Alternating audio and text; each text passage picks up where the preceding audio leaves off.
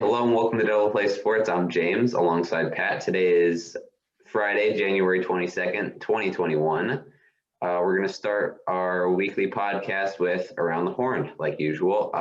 First thing we're going to talk about is the Nationals signed free agent starter John Lester to a 1-year, $5 million deal.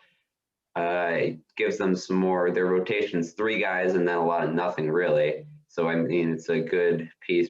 Lester's a consistent starter. He's a bit of a risk because he's a little bit older. He's coming off a bad year, but only $5 million, he could have a lot of upside. Pat, what's your thoughts on Lester signing with the Nats? Yeah, obviously Nationals obviously have good pitching, but they are lacking a little bit of pitching depth, especially because, you know, uh, when they won the World Series, of course, Anibal Sanchez had some great starts in that postseason. He was a good starter for them that year, but not as much this past year, and now he's a free agent. So they're bringing Lester, and then they got guys like Voth or Fetty or Joe Ross coming back from his opted out season. Could definitely fill in, be a really good rotation again. Absolutely.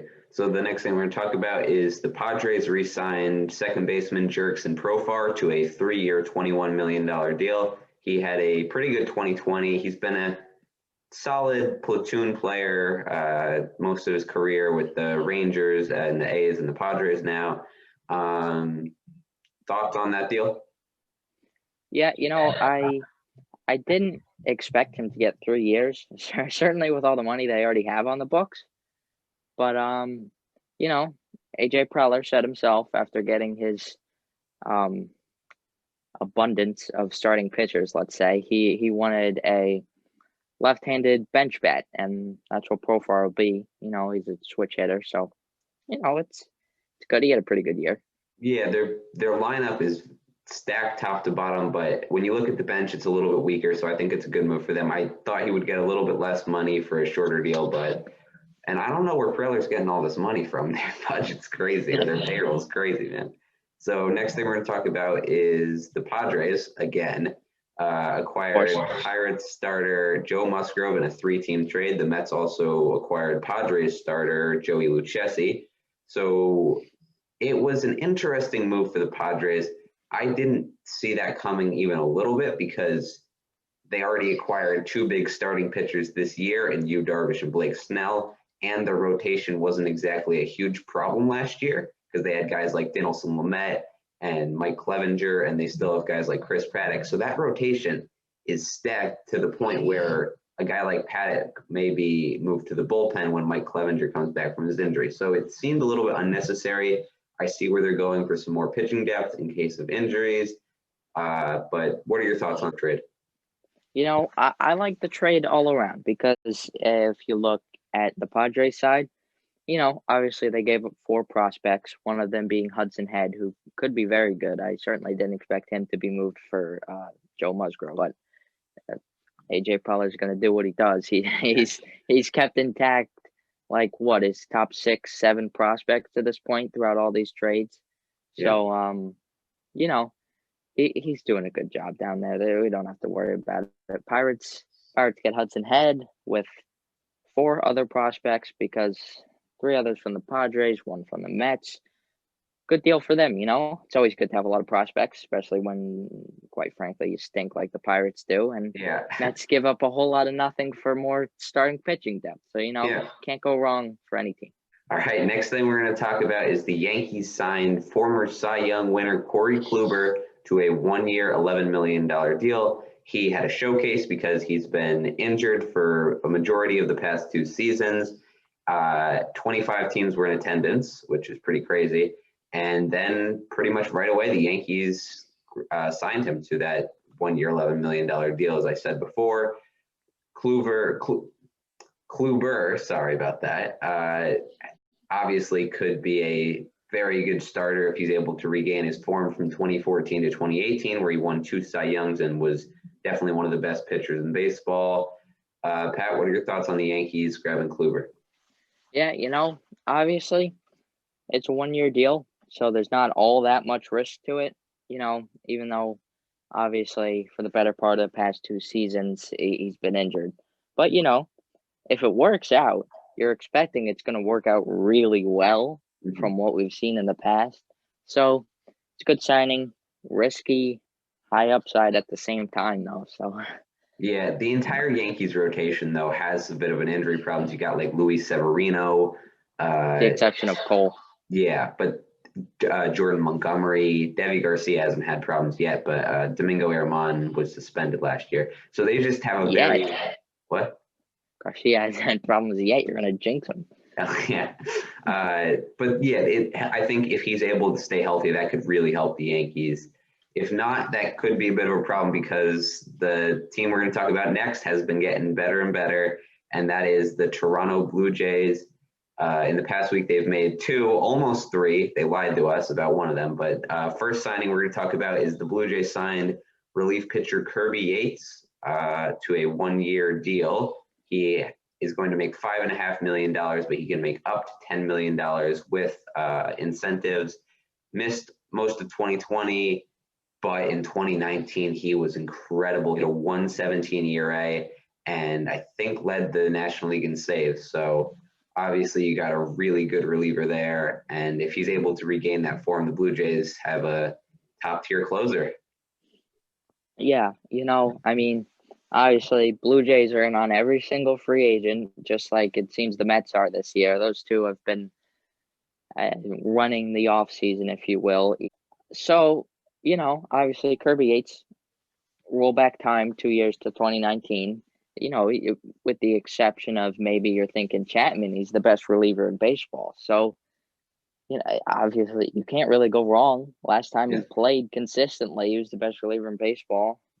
Not 5 years, $5 million. Not that much. They're a young team, haven't had to pay guys like Bichette, Biggio, Gurriel, Vladdy. Yeah. So it's a good move. Blue Jays are making good moves. Yeah, so the next thing, the Blue Jays were reportedly going to sign Michael Brantley, which was very exciting, but then it was refuted, and then the Astros re-signed him. Boo. So Astros got him for 2 years, $32 million. Obviously, Brantley, one of the best. We ranked him as our number 4th left fielder when we made our rankings. For only $16 million, a guy that puts up the production he does, I think it's a smart move to bring him back. It's good to have him. Their outfield lost most of its guys because of free agency. So he kind of joins Kyle Tucker in a very thin outfield. I mean, they've got Miles Straw as well, but besides that, you don't know really who else they've gotten there. They lost Reddick and Springer. Reddick they still could re-sign, but I think it's a great move for them. I think it's a smart move.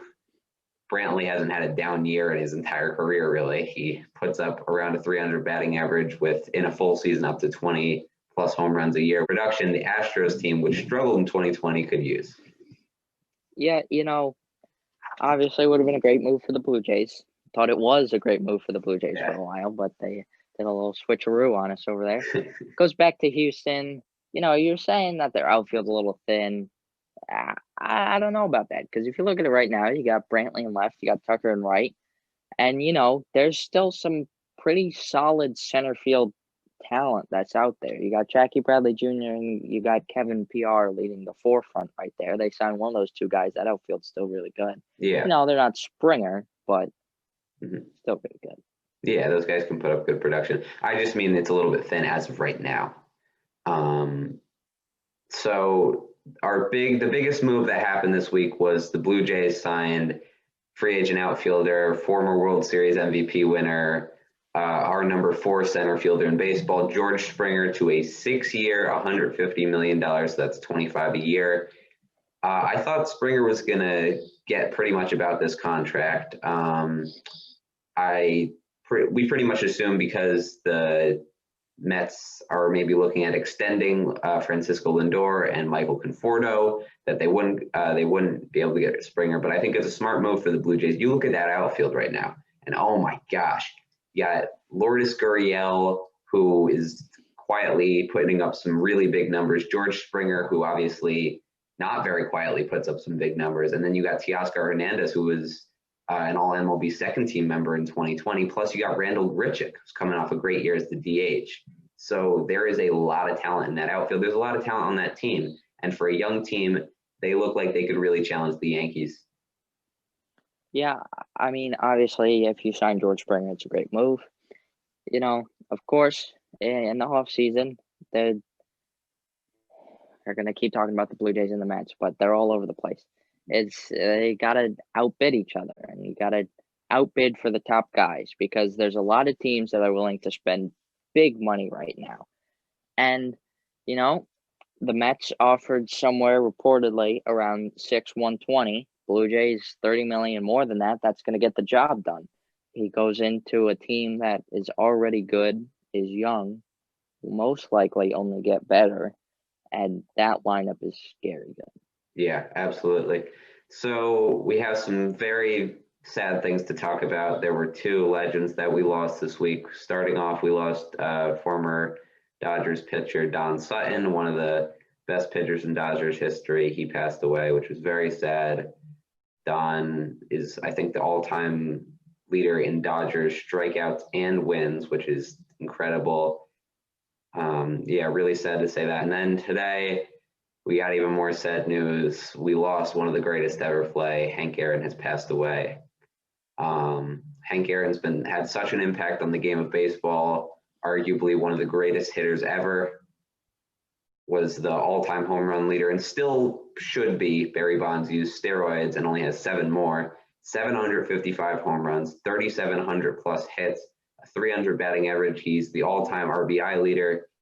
Really, just a really special talent, and it's painful for the baseball community to see him go. Such an icon and such a legend. So, rest in peace to both of those guys. Pat, is there anything you want to say? You know, there's not much to say. The Yeah. baseball community, especially, has lost a lot of people this year. I mean, Yeah. it's been a lot. Yeah, it has. Well, thank you guys so much for watching, and we'll see you next week. We got another interview coming up, so make sure to check us out and share us to a friend. See you.